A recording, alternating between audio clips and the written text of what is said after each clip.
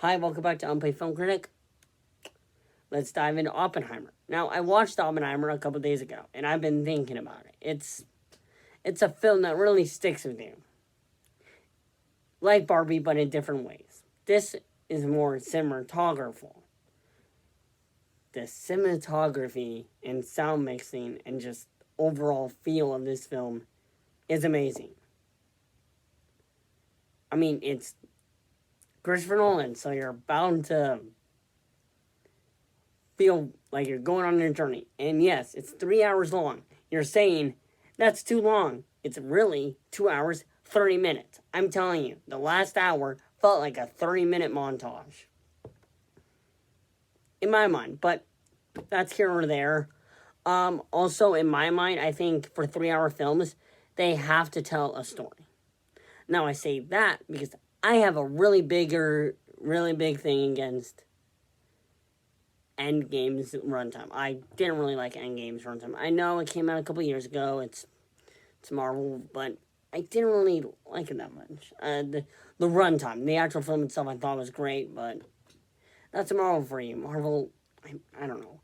Let's get back into Oppenheimer. Okay, so it's 3 hours long, and it is magnificent. Cillian Murphy really does a really good version of Oppenheimer. And he also stars. I actually got into watching Cillian through Peaky Blinders.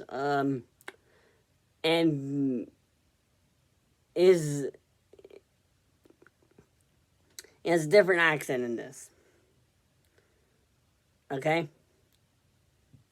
I mean, you can still hear a bit of his Irish accent, but it's he's done a more of an American accent. But it's also like and you get to see his actual, like what he really thought about building the nuclear bomb and what it could be. Because the film really focuses on the scientific part of the actual, like, experiment, treating it like a scientist wanting to do an experiment. He didn't want to create it like a weapon. He wanted to see if it was actually possible. You see, he's also a socialist. Now you say, well, now how does that go into play with? Well, it's America, mid-World War II, Red Scare is starting up, you got McCarthy ready to launch the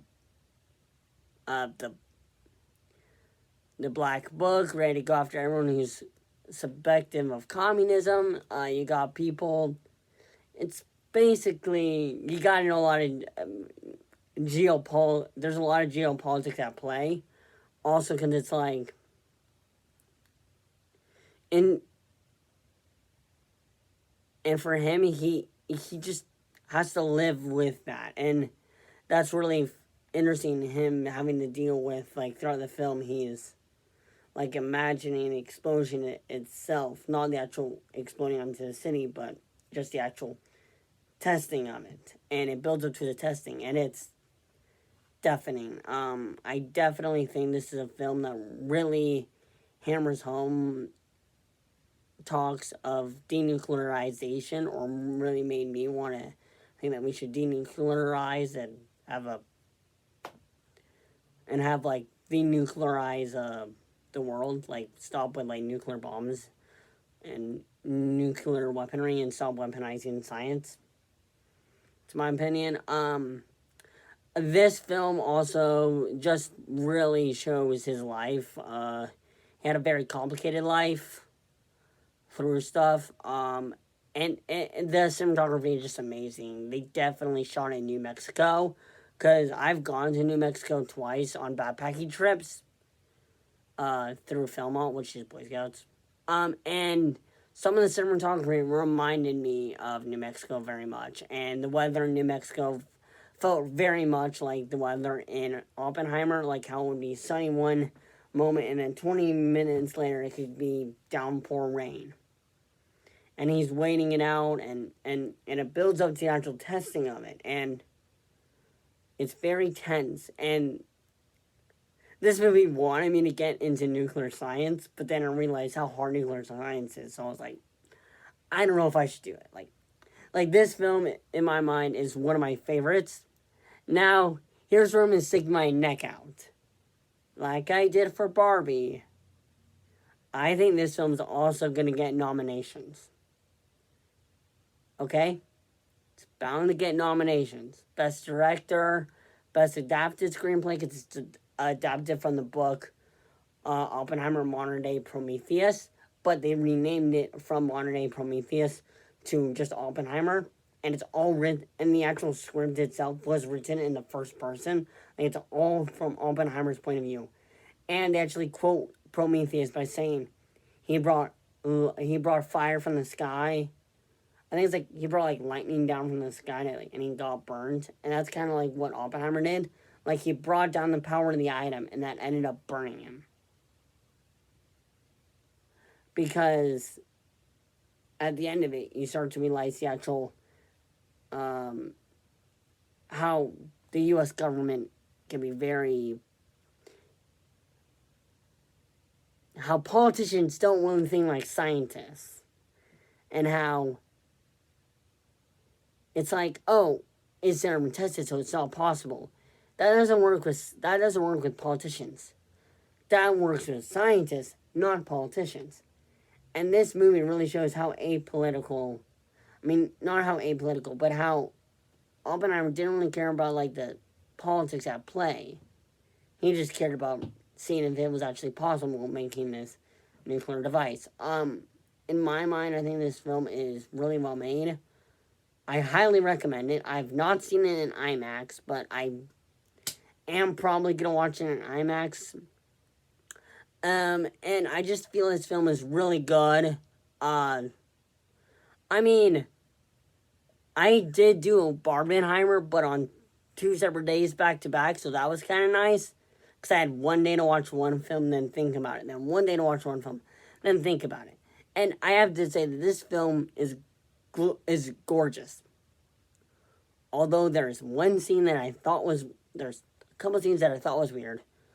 Only because I was next to my parents. I'm not going to tell you what, but when you see that scene, you're going to know what scene.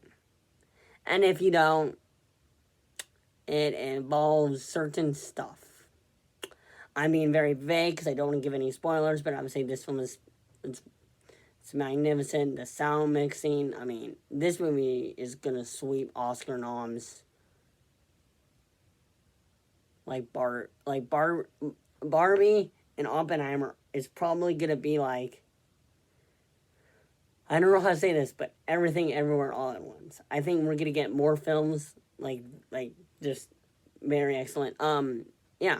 I mean, that has been my review of Oppenheimer. I'm excited. And one more thing, what nominations I think Oppenheimer's going to get is probably Best Actor. I think Cillian Murphy is definitely going to get nominated for Best Actor.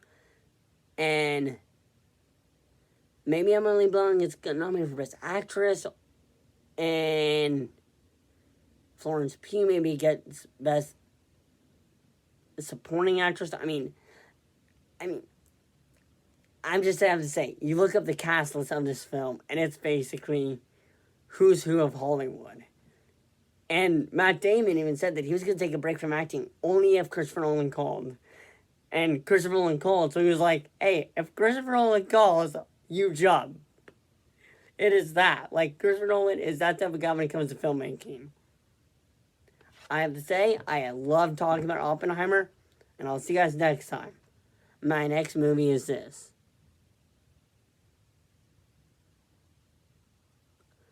My next movie will be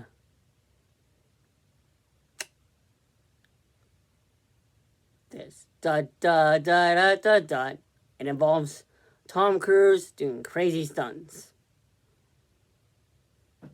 And boy, I have a lot of nitpicks with that film. But I will talk about that film next. And then we shall see what happens next.